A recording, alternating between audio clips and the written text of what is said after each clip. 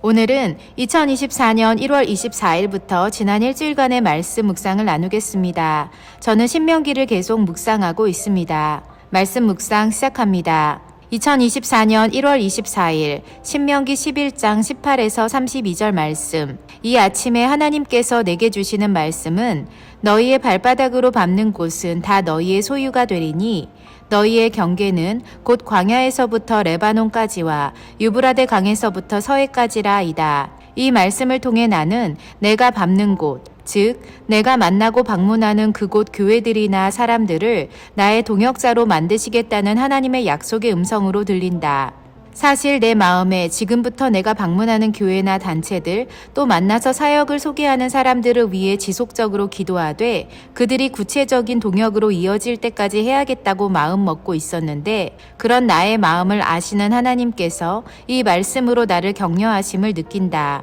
이 같은 기대와 소망이 이 하루를 감사하게 살아가는 이유가 되는 것 같다. 나의 발바닥으로 밟는 곳은 다 나의 소유가 될 것이다. 믿습니다. 아멘. 2024년 1월 25일 신명기 12장 1에서 19절 말씀. 하나님께서는 오늘 택하신 예배 처소에 대해 말씀하신다. 물론 우리는 예배를 드리기 위해 교회에 나온다. 하나님은 그분이 자기의 이름을 두시고 택하신 그곳으로 나와 예물을 드리며 예배하라고 분명히 말씀하신다. 이런 명령은 구약 시대에만 국한된 것이 아니라 지금까지도 유효한 하나님의 명령인 것이다. 그런데 오늘은 내게 그 계실 곳으로 찾아 나아가라고 강력하게 말씀하시는 것을 느낀다.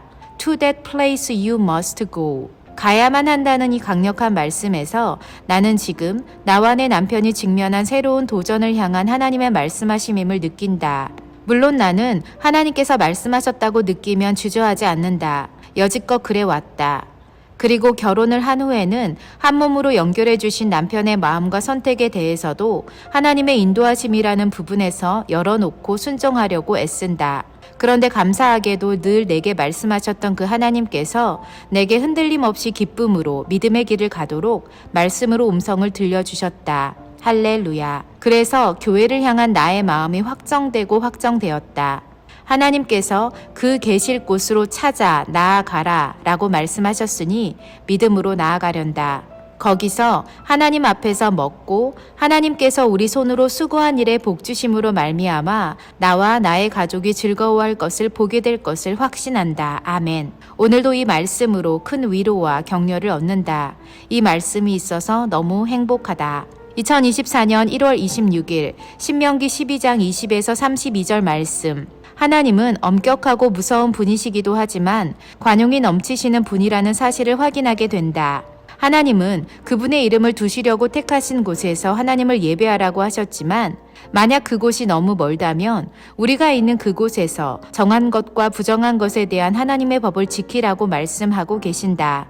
하지만 하나님 앞에 서원한 것이나 성물이 있다면 하나님이 택하신 그곳에서 드리라고도 말씀하고 계신다. 하나님 앞에서 매주일 헌금을 드리는 것은 내가 작정하여 드리는 예물이다. 750일 동안 우리 교회 재단에서 헌물을 드렸고 한국에 한 달 나갔을 때에도 또 휴가로 인해 교회를 비웠을 때에도 정한이 예물을 거르지 않고 우리 교회 재단에 올려드릴 수 있어서 감사하다. 오늘 말씀을 보며 잘했다는 생각이 들어서 또 감사했고 성경에 적혀있는 말씀대로 나의 삶에서 실천하고 있는 것 같아 그것도 또한 감사하다. 하나님께서 정해놓으신 법과 가르침 안에서 우리의 선택을 결정한다면 우리에게 허락된 복은 영구하다고 성경에 써있다. 그 바운더리, 경계선을 잘 알고 지켜낸다면 하나님은 그 안에서 우리에게 자비와 은혜를 베푸시는 분임을 잊지 말자. 세상 사람들도 많이 하는 말 중 하나가 선을 지키라, 선을 넘지 말라인데 하물며 하나님 앞에서는 오죽하겠는가 싶다.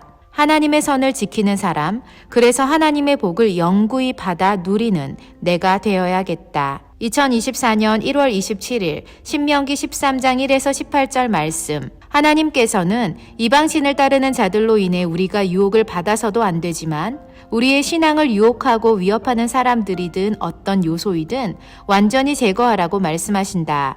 말씀의 내용은 하나님께서 내게 주어 거주하게 하시는 곳에서 어떤 소문이 들리거늘 너희 가운데 불량배, 즉 우리와 다른 가르침을 전하는 사람이 와서 우리를 유혹한다면 그것을 자세히 묻고 살펴서 그것을 진멸하라고 말씀하신다. completely, 즉 전부 없애라고 하신다.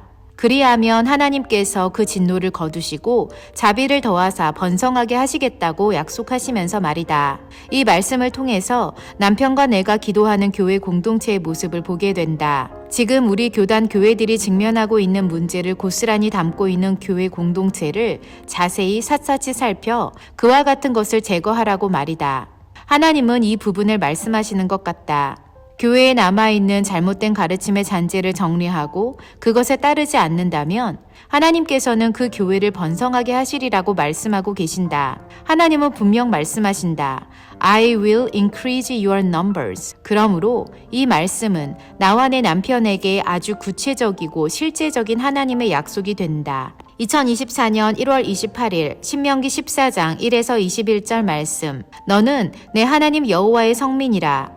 여호와께서 지상 만민 중에서 너를 택하여 자기 기업의 백성으로 삼으셨느니라. 오늘 말씀에서 하나님은 우리를 His treasured possession 이 되도록 선택하셨다고 말씀하신다. 우리가 이미 그런 존재였던 것이 아니라 원래는 아니었는데 하나님께서 우리를 보석으로 장식한 소유물이 되라고 반짝반짝 빛나라고 또 특별해지라고 우리를 선택하셨다는 것이다. 그리고 이어지는 말씀에는 먹어야 할 것과 먹지 말아야 할 것을 구체적으로 구별시켜 놓으셨다. 먹는 음식조차도 선별해서 먹어야 하는 것이 하나님의 선택받은 백성의 할 일인 것이다.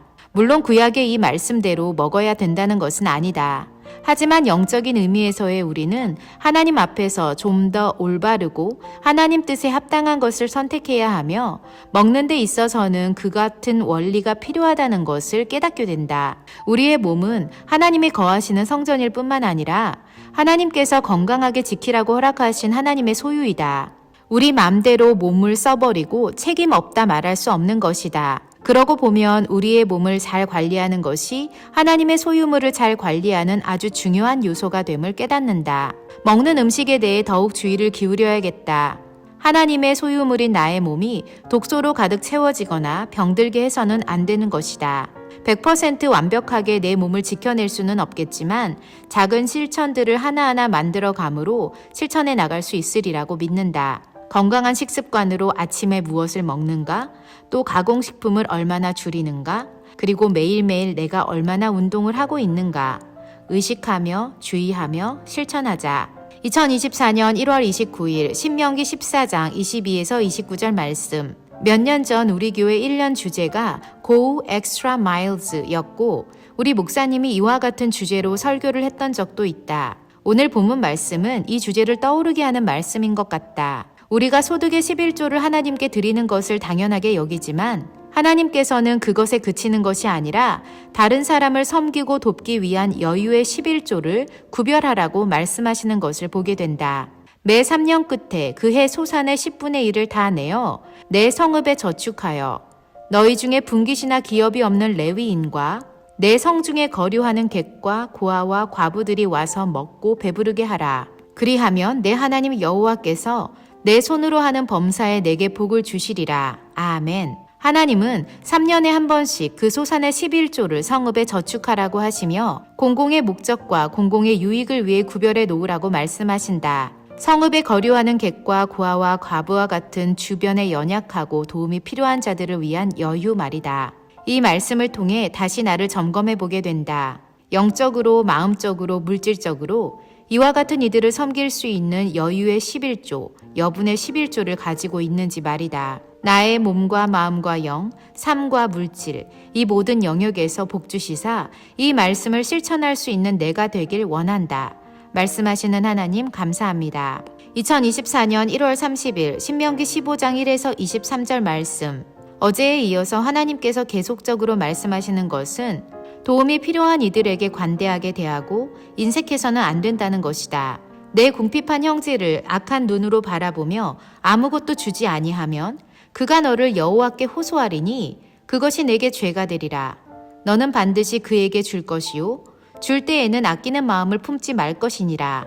이로 말미암아 내 하나님 여호와께서 내가 하는 모든 일과 내 손에 닿는 모든 일에 내게 복을 주시리라. 누구에게 줄 때에는 아끼지 말아야 한다는 사실을 다시금 마음에 새긴다. 사실 누구든 인색하고 싶은 사람은 없을 것이다. 다만 여유가 없어서 더 하지 못하는 것일 뿐이지. 아니 적어도 나는 그리고 내 주변의 지인들은 이런 마음을 품고 살아가고 있다고 믿는다. 이 말씀을 묵상하며 오늘 기도하는 것은 아낌없이 베푸는 내가 되어 하나님께서 내가 하는 모든 일과 내 손이 닿는 모든 일에 복 주시기를, 또 내가 기도하고 있는 이들이 아낌없이 베푸는 그리스도인이 되어 하나님의 복 주심을 경험하길 바라는 것이다. 특별히 이 순간 내 마음에 떠오르는 소중한 그들을 위해 축복하며 기도한다.